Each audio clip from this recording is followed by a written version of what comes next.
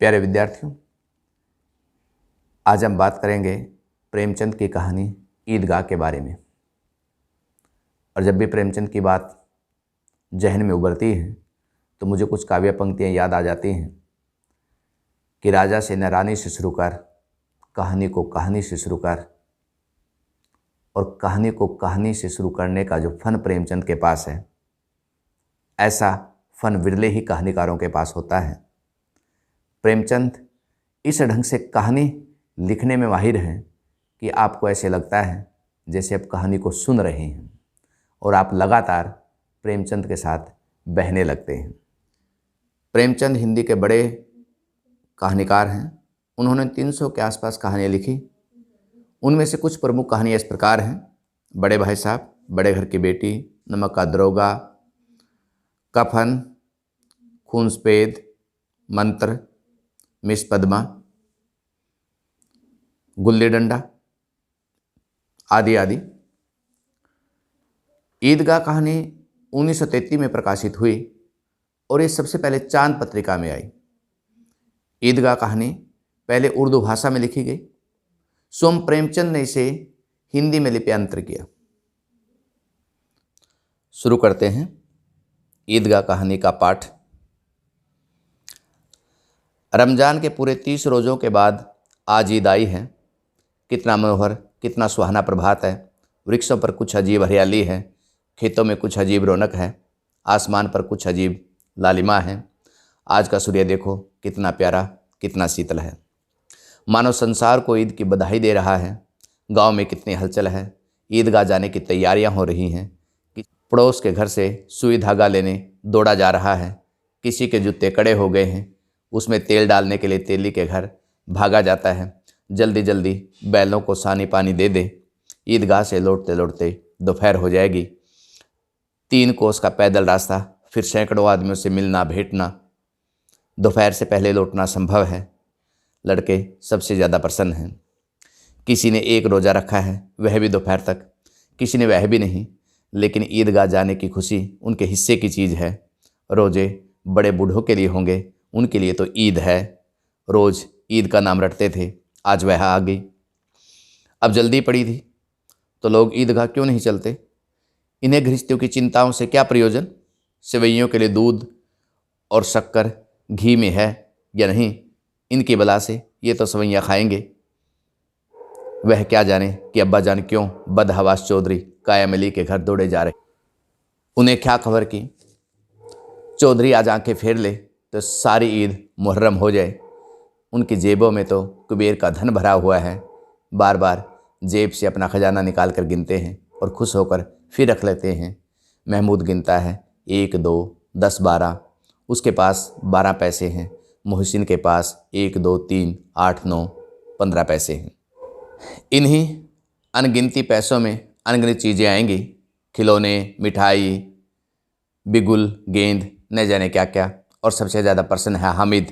वह 4-5 साल का गरीब सूरत दुबला पतला लड़का, जिसका बाप गत वर्ष हैजे की भेंट हो गया और माँ न जाने क्यों पीली होती होती एक दिन मर गई। किसी को पता न चला क्या बीमारी है। कहती भी तो कौन सुनने वाला था। दिल पर तो जो कुछ बीतती थी वह दिल में ही सहती थी, पर जब सहा न गया तो संसार से विदा हो गई। अब हामिद अपनी बूढ़ी दादी अमीना की गोद में सोता है, उतना ही प्रसन्न है। उसके अब्बा जान रुपये कमाने गए हैं, बहुत सी थैलियाँ लेकर आएंगे। अम्मी जान अल्लाह मियाँ के घर से उसके लिए बड़ी अच्छी अच्छी चीज़ें लाने गई हैं, इसलिए हामिद प्रसन्न है। आशा तो बड़ी चीज़ है, और फिर बच्चों की आशा, उनकी कल्पना तो राय का पर्वत बना लेती है। हामिद के पाँव में जूते नहीं हैं, सर पर एक पुरानी धुरानी टोपी है, उसका गोट काला पड़ गया है, फिर भी वह प्रसन्न है। अब उसके अब्बा जान थैलियाँ और अम्मी जान नियामतें लेकर आएगी तो वह दिल के अरमान निकाल देगा। तब देखो महमूद, मोहसिन, नूरे, सम्मी कहाँ से उतने पैसे निकाल लेंगे। अभागिना मीना अपनी कोठरी में बैठी रो रही है। आज ईद का दिन और उसके घर में दाना नहीं।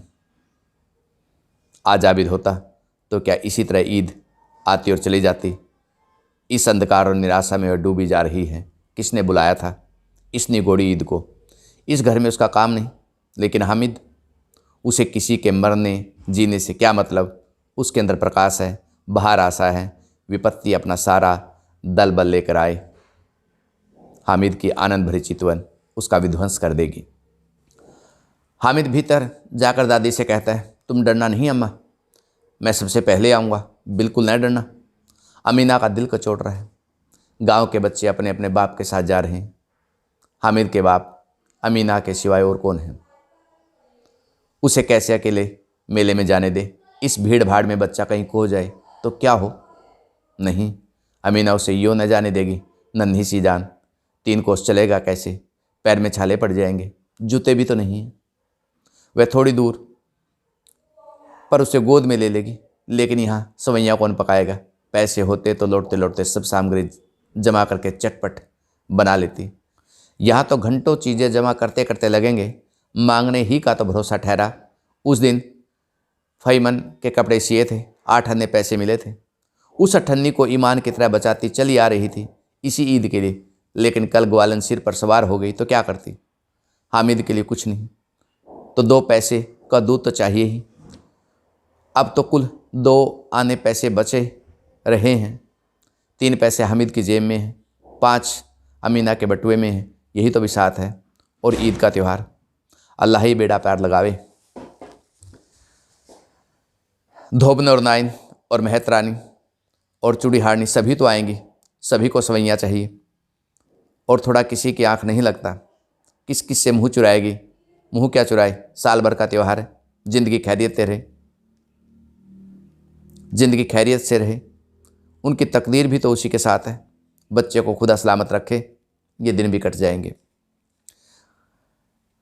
गांव में मेला चला, बच्चों के साथ हामिद भी जा रहा था। कभी सबके सब छोड़कर आगे निकल जाते, फिर किसी पेड़ के नीचे खड़े होकर साथ वालों का इंतज़ार करते, ये लोग क्यों इतने धीरे धीरे चल रहे हैं। हामिद के पैरों में तो जैसे पर लग गए थे। वह कभी थक सकता था। शहर का दामन आ गया है। सड़क के दोनों अमीरों के बगीचे हैं, पक्की 4 दीवारियाँ बनी हैं और पेड़ों में आम और लीचियाँ लगी हैं। कभी कभी कोई लड़का ककड़ी उठाकर आम पर निशाना लगाता है। माली अंदर से गाली देता हुआ निकलता है। लड़के वहाँ से एक फरलांग पर हैं, खूब हंस रहे हैं। बड़ी बड़ी इमारतें आने लगी। यह अदालत है या कॉलेज है या क्लब घर है। इतने बड़े बड़े कॉलेज में कितने लड़के पढ़ते होंगे? सब लड़के नहीं हैं जी, बड़े बड़े आदमी हैं। सच, उनकी बड़ी बड़ी मूछें हैं। इतने बड़े हो गए हैं, अभी तक पढ़ने जाते हैं। न जाने कब तक पढ़ते होंगे और क्या करेंगे इतना पढ़कर।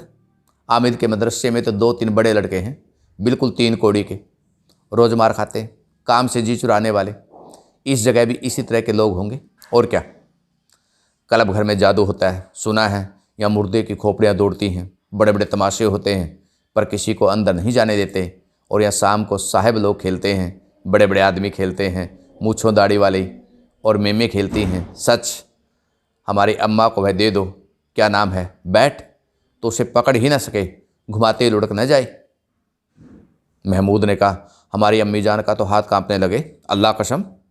मोहिशी ने बोला, अम्मी मनवाटा पी सकती है, जरा सा बैट पकड़ लेगी तो हाथ कांपने लगे।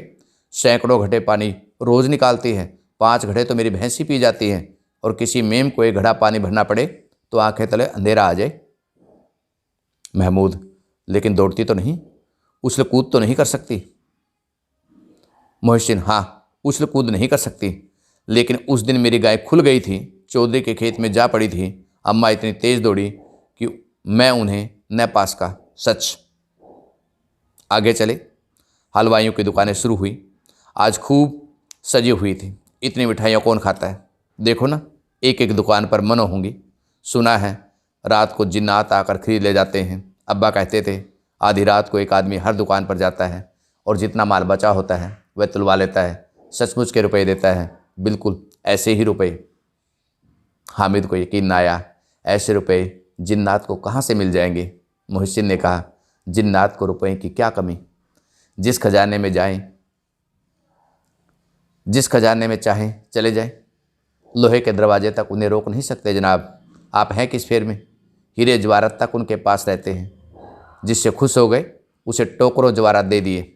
अभी यहीं बैठे हैं, 5 मिनट में कहो कलकत्ता पहुँचे। हामिद ने फिर पूछा, जिन्नात बहुत बड़े बड़े होते होंगे? मोहसिन, एक एक आसमान के बराबर होता है जी।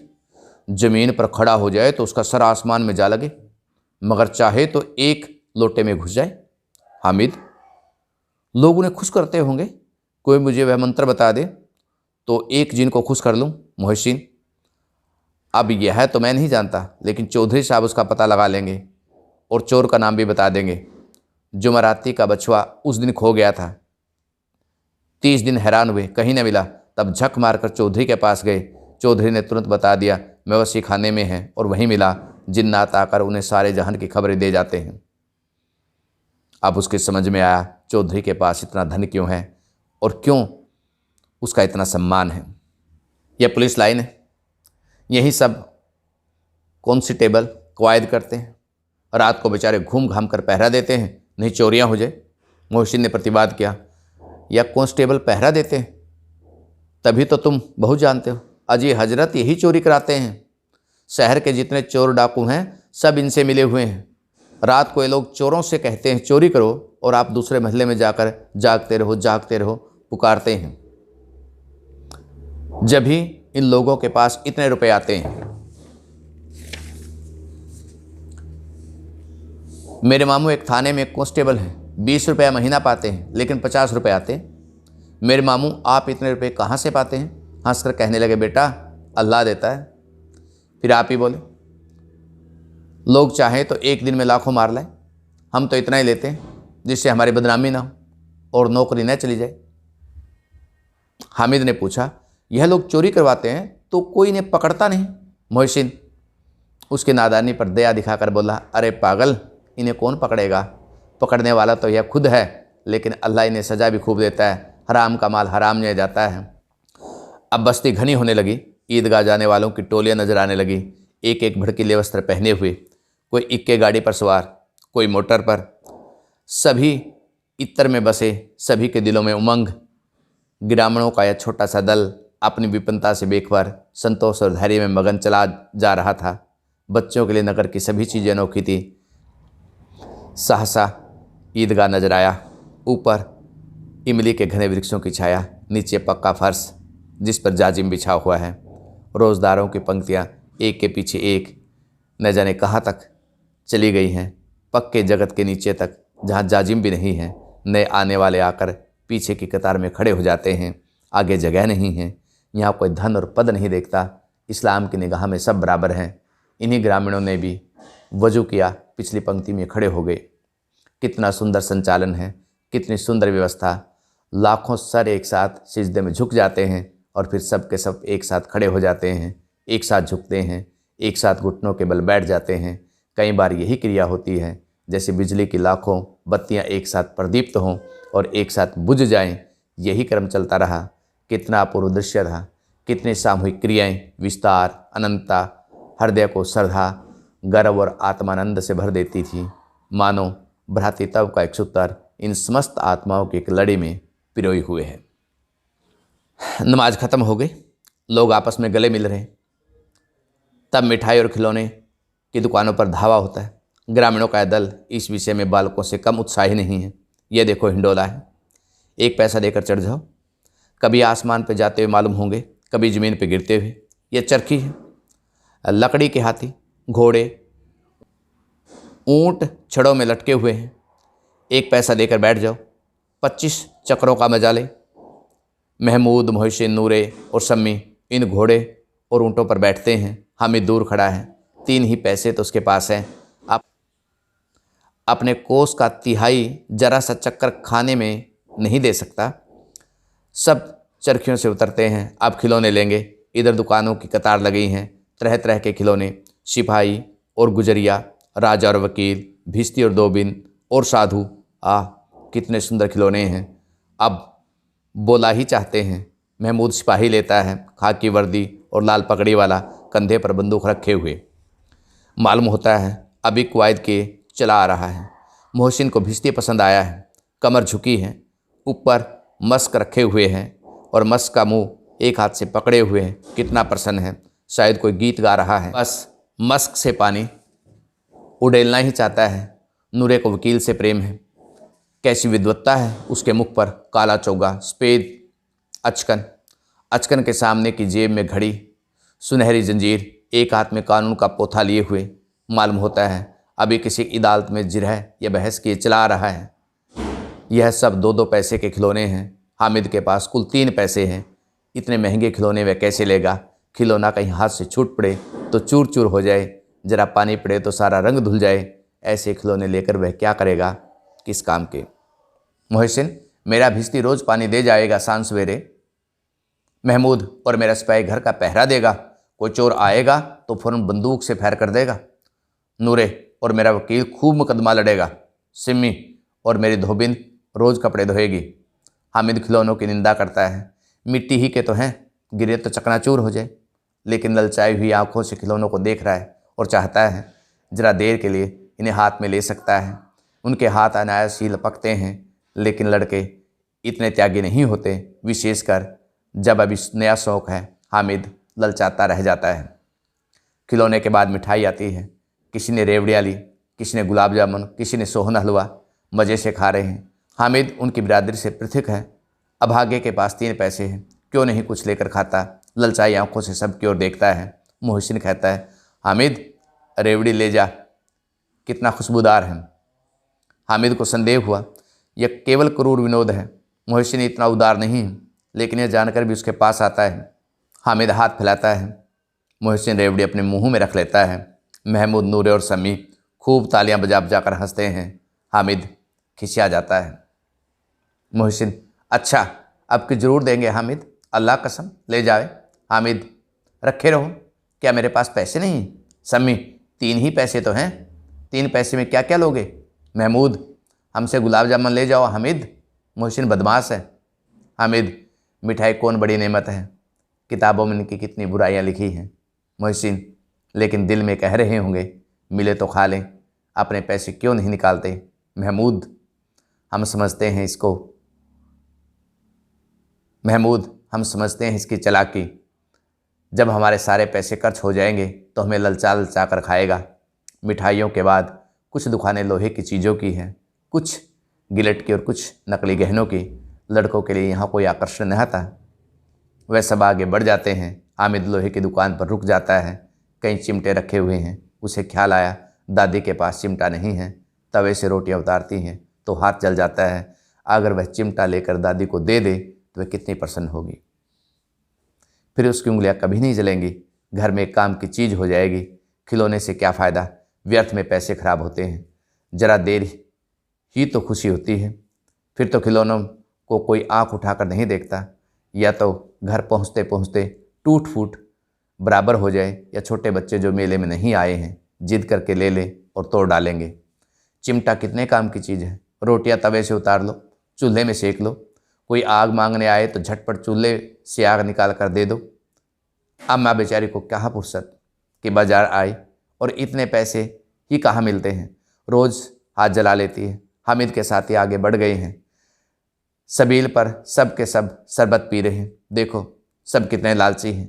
इतनी मिठाइयाँ ली, मुझे किसी ने एक भी नहीं दी। उस पर कहते हैं मेरे साथ खेलो, मेरा यह काम करो। अब अगर किसी से कोई काम करने को कहा तो पूछूंगा, खाए मिठाई, आप मुंह सड़ेगा, फोड़े फुंसियाँ निकलेंगी, आप ही जुबान चटोरी हो जाएगी। तब घर के पैसे चुराएंगे और मार खाएंगे। किताबों में झूठी बातें थोड़ी ही लिखी हैं। मेरी जुबान क्यों खराब होगी? अम्मा चिमटा देखते ही दौड़कर मेरे हाथ से ले लेगी और कहेगी, मेरा बच्चा अम्मा के लिए चिमटा लाया है। हजारों दुआएं देगी। मेरे पड़ोस की औरतों को दिखाएगी। सारे गांव में चर्चा होने लगेगी, हामिद चिमटा लाया है, कितना अच्छा लड़का है। इन लोगों के खिलौनों पर कौन इन्हें दुआएं देगा? बड़ों की दुआएं सीधे अल्लाह के दरबार में पहुंचती हैं, तुरंत सुनी जाती हैं। मेरे पास पैसे नहीं हैं, तभी तो मोहसिन और महमूद यूँ मिजाज दिखाते हैं। मैं भी नहीं मिजाज दिखाऊंगा। खेलें खिलौने और खाए मिठाइयाँ, मैं नहीं खेलता खिलौने। किसी का मिजाज क्यों सूं? मैं गरीब सही, किसी से कुछ मांगने नहीं जाता। आखिर अब्बा जान कभी ना कभी आएंगे, अम्मी भी आएगी ही। फिर इन लोगों से पूछूंगा कितने खिलौने लोगे? एक एक को टोकरियाँ खिलौने दूं और दिखा दूं कि दोस्तों के साथ इस तरह सलूक किया जाता है, या नहीं कि एक पैसे की रेवड़ियाँ ली तो चिढ़ा चिढ़ा कर खाने लगे। सब के सब खूब हंसेंगे कि हामिद ने चिमटा लिया है। हंसे मेरी बला से। उसने दुकानदार से पूछा, ये चिमटा कितने का है? दुकानदार ने उसकी ओर देखा और कोई आदमी साथ ने देकर कहा, यह तुम्हारे काम का नहीं है जी, बिकाऊ क्यों नहीं है और यहाँ क्यों लाद लाए हैं? बिकाऊ है क्यों नहीं तो बताते क्यों नहीं? कै पैसे का है? 6 पैसे लगेंगे। हामिद का दिल बैठ गया। ठीक ठाक 5 पैसे लगेंगे, लेना हो तो लो, नहीं तो चलते बनो। हामिद ने कलेजा मजबूत करके कहा, 3 पैसे लोगे? वह कहता हुआ आगे बढ़ा। दुकानदार की घुड़कियाँ न सुने, लेकिन दुकानदार ने घुड़कियाँ नहीं दी, बुलाकर चिमटा दे दिया।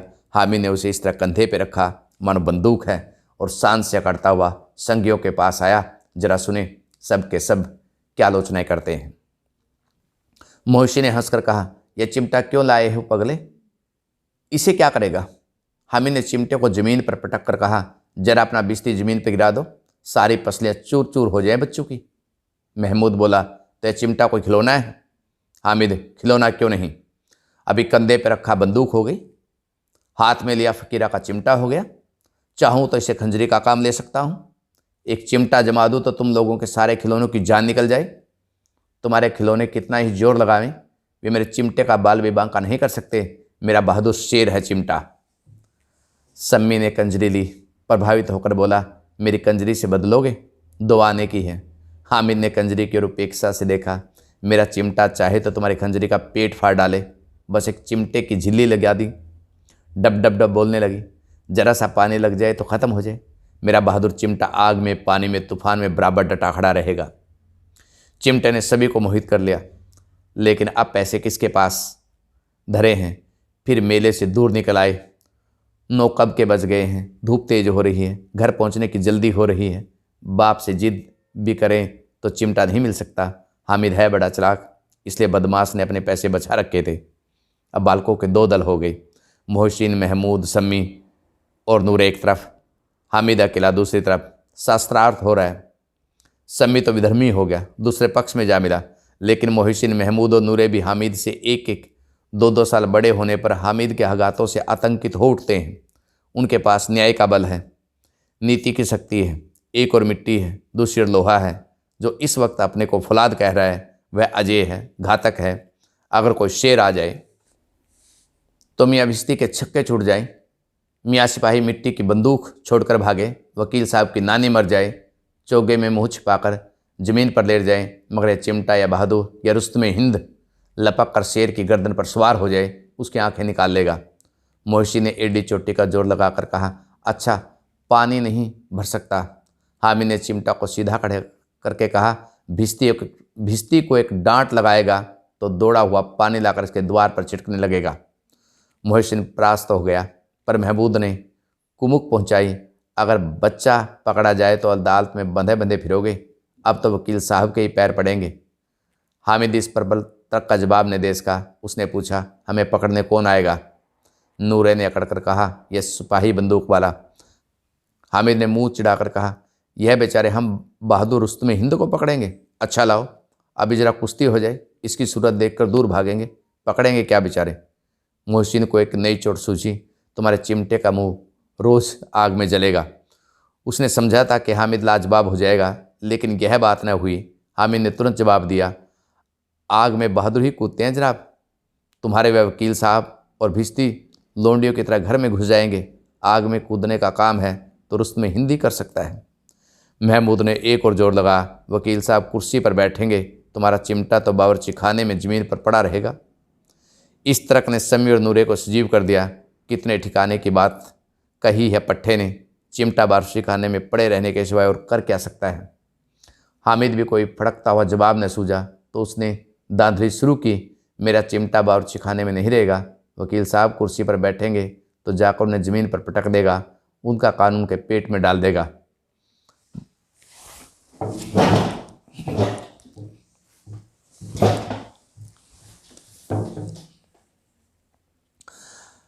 बात कुछ बनी नहीं, खासी गाली गलौज थी। कानून को पेट में डालने वाली बात छा गई, ऐसी छा गई, तीनों सुरमा मुंह ताकते रहे, मानो कोई धेलचा कनकोआ किसी गंडे वाले कनकोए को काट गया हो। कानून मुंह से बाहर निकलने वाली चीज़ है, उसको पेट के अंदर डाल दिया। बेतुकी सी बात होने पर भी कुछ नयापन रखती है। हामिद ने मैदान मार लिया, उसका चिमटा रुस्तमे हिंद है। अब उसने मोहसिन, महमूद, नूरे, सम्मी किसी को भी आपत्ति नहीं हो सकती। विजेता को हराने वालों से जो सत्कार मिलना स्वाभाविक है वह हामिद को भी मिला। औरों से 3-3, 4-4 आने खर्च किए पर कोई काम की चीज़ न ले सके। हामिद ने 3 पैसे में रंग जमा दिया। सच ही तो है, खिलौनों का क्या भरोसा, टूट फूट जाए। हामिद का चिमटा बना रहेगा बरसों। संधि की शर्त तय होने लगी। मोहसिन ने कहा, जरा अपना चिमटा दो, हम भी तो देखें। तुम हमारा भिश्ती लेकर देखो। महमूद और नूरे ने भी अपने अपने खिलौने पेश किए। हामिद को इन शर्तों को मानने में कोई आपत्ति न थी। चिमटा बारी बारी से सबके हाथ में गया। उनके खिलौने बारी बारी से हामिद के हाथ में आए। कितने खूबसूरत खिलौने हैं। हामिद ने हारने वाले के आंसू पहुँचे। मैं तुम्हें चिढ़ा रहा था, सच है यह लोहे का चिमटा भला इन खिलौनों की क्या बराबरी करेगा, मालूम होता है। अब बोले, अब बोले। लेकिन मोहसिन की पार्टी को इस दिलासा से संतोष नहीं हुआ। चिमटे का सिक्का खूब बैठ गया था। चिमटा हुआ टिकट अब पानी से छूट नहीं रहा था। चिपका हुआ टिकट अब पानी से छूट नहीं रहा था। मोहसिन, इन खिलौनों के लिए कोई हमें दुआ तो न देगा? महमूद, दुआ के लिए फिरते हो, उल्टे मारना पड़े, अम्मा जरूर कहेगी मेले में मिट्टी के खिलौने मिले तुम्हें। हामिद को स्वीकार करना पड़ा। खिलौनों को देखकर किसी की माँ इतनी खुश न होगी जितनी दादी चिमटे को देखकर होगी। 3 पैसे ही तो थे, उसे सब कुछ करना था। उन पैसों के इस उपयोग पर पछतावे की बिल्कुल ज़रूरत न थी। फिर अब तो चिमटा रुस्तमे हिंद है और सभी खिलौनों का बादशाह। 11 बजे सारे गांव में हलचल मच गई। मेले वाले आ गए। मोहसिन की छोटी बहन दौड़कर भिश्ती उसके हाथ से छीन लिया। मारे खुशी के उछली तो मियाँ भिश्ती नीचे आ गिरे। सुरलोक पुधारे, सुरलोक सिधारे। इस पर भाई बहन में खूब मारपीट हुई। दोनों खूब रोए। उसकी अम्मा यह शोर सुनकर बिगड़ी। दोनों को ऊपर से 2-2 चांटे और लगाए। मियाँ नूरे के वकील कान तो उसकी प्रतिष्ठा अनुकूल उससे ज़्यादा गौरवमय हुआ। वकील ज़मीन पर या ताक पर तो नहीं बैठ सकता, उसकी मर्यादा का विचार तो रखना ही होगा। दीवार पर 2 खुंटियाँ गाड़ी गई। उस पर लकड़ी का एक पट्टा रखा गया। पट्टे पर कागज़ का कालीन बिछाया गया। वकील साहब राजा भोज की भांति सिंहासन पर विराजे। सूर्य ने उन्हें पंखा झुलाना शुरू किया। अदालतों में खस की टट्टियों और बिजली के पंखे रहते हैं, क्या यहाँ मामूली पंखा भी ना हो? कानून की गर्मी दिमाग पर चढ़ जाएगी कि नहीं? बांस का पंखा आया। नूरे हवा करने लगे। मालूम हुआ पंखे की हवा से या पंखे की चोट से वकील साहब स्वर्गलोक से मृत्युलोक में आ रहे हैं और उनके माटी का चोला माटी में मिल गया। और फिर बड़े ज़ोर शोर से मातम हुआ कि वकील साहब की अस्थि घुरे पर डाल दी गई। अब रहा महमूद का सिपाही। उसे चटपट गांव का पहरा देने का चार्ज मिल गया। लेकिन पुलिस का सिपाही को साधारण व्यक्ति तो था नहीं जिसके पैरों चले। वह पालकी पर चलेगा। एक टोकरी आई, उसमें कुछ लाल रंग के फटे पुराने चीथड़े बिछाए गए जिसमें सिपाही साहब आराम से लेटे।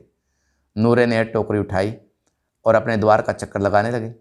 उसने दोनों भाई सिपाही की तरफ से छाने वाले जागते रहो पुकारते चलते हैं, मगर रात तो अंधेरी ही होनी चाहिए। महमूद को ठोकर लग जाती है। टोकरी उनके हाथ से छूटकर गिर पड़ती है और मियाँ सिपाही अपनी बंदूक ले ज़मीन पर आ जाते हैं। उनकी एक टांग में विकार आ जाता है। महमूद को आज ज्ञात हुआ कि वह अच्छा डॉक्टर है। उसको ऐसा मरहम मिल जाता है जिससे वह टूटी टांग को आनन फानन में जोड़ सकता है। केवल गुल्लर का दूध चाहिए। गुल्लर का दूध आता है, टांग जोड़ दी जाती है। लेकिन सिपाही को ज्यों ही खड़ा किया जाता है टांग जवाब दे जाती है। शल्य क्रिया सफल हुई तब उसकी दूसरी टांग भी तोड़ दी जाती है। अब कम से कम एक जगह आराम से तो बैठ सकता है। एक टांग से तो न चल सकता था न बैठ सकता था। अब वह सिपाही सन्यासी हो गया। अपनी जगह पर बैठा बैठा पहरा देता है। कभी कभी देवता बन जाता है। उसके सर का झालरदार साफा खुर्च दिया गया है। अब उसका जितना रूपांतरण करना चाहो कर सकते हो। कभी कभी तो उससे बाट का काम भी लिया जाता है।